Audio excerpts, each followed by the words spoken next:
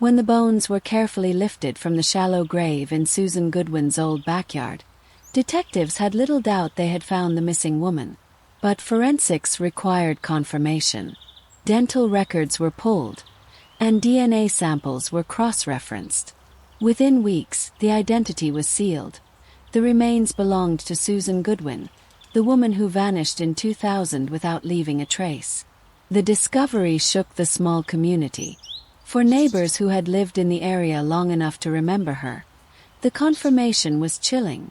She hadn't run away, hadn't abandoned her life. She had been killed and buried in the very yard she had once tended. But the question that haunted investigators was simple. Who had the opportunity, and who had the motive? To answer that, detectives had to return to 2000, the year Susan disappeared. Back then, Susan's life had seemed unremarkable on the surface. She was a mid-level accounts officer at a local firm, friendly but private, with no history of criminal activity, drug use, or risky behavior. Yet beneath the ordinary surface, there were hints of tension. Co-workers recalled Susan had grown withdrawn in the months leading to her disappearance. She had stopped joining Friday drinks, often leaving the office quickly after work. Some described her as distracted, others as quietly anxious. One particularly close colleague remembered Susan confiding that she was worried about someone from her past. She never named the person, but her eyes, they said, betrayed a mix of fear and dread. Police had considered this at the time but found no immediate evidence to pursue. Now, with her body discovered, those words carried a heavier weight. Detectives reopened Susan's file and began re-examining names from the original missing persons inquiry. Former neighbors, co-workers, and acquaintances were contacted again, though many had moved away in the 23 years since. One name surfaced repeatedly: David Langford. David was a man Susan had dated briefly in the late 1990s. Their relationship, though short-lived, had apparently ended on bad terms. Neighbors remembered loud arguments outside her home, and co-workers recalled Susan arriving at work once with what appeared to be a bruise on her wrist. She brushed it off as an accident, but whispers circulated. When questioned in 2000, David had been cooperative but dismissive. "She broke it off with me," he told detectives. "Said I was too controlling. If she's missing, it's nothing to do with me."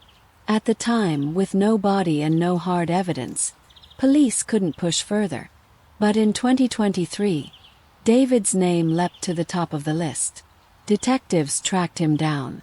Now in his early 50s, he lived 2 towns over, working as a contractor.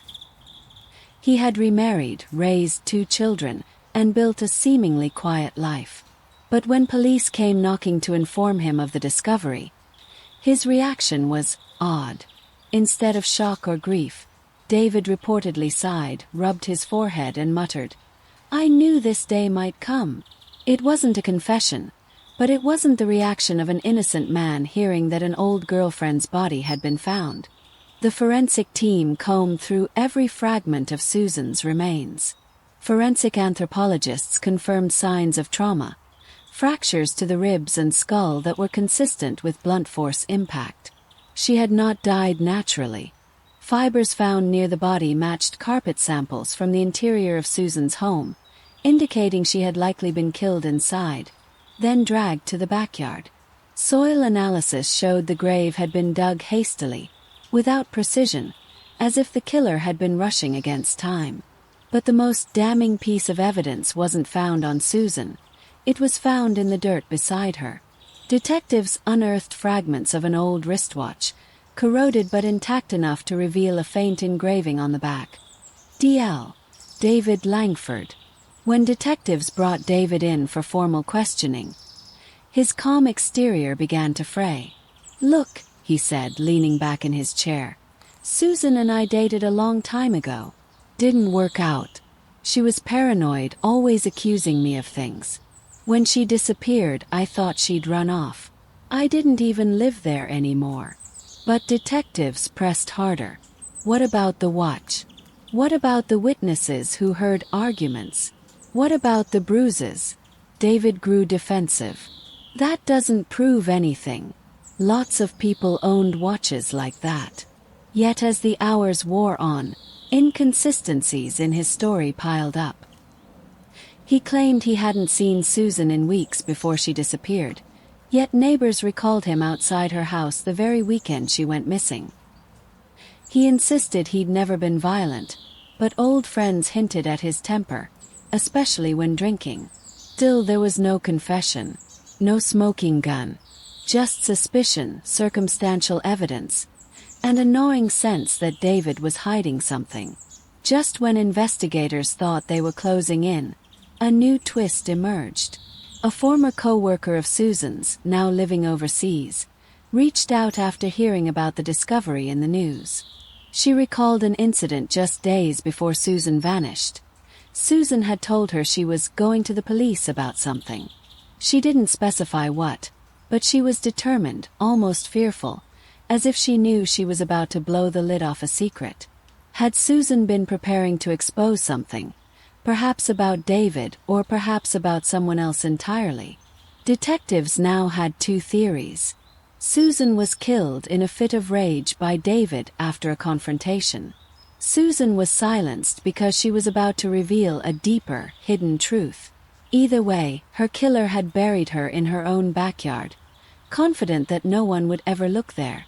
As detectives sifted through old files late one night, one investigator came across a curious note in Susan's original case folder. Scribbled in the margin of an interview transcript was a single line. Susan mentioned she was keeping a journal, said she wrote everything down. The journal had never been recovered in 2000. It had never been logged into evidence, never surfaced among her belongings.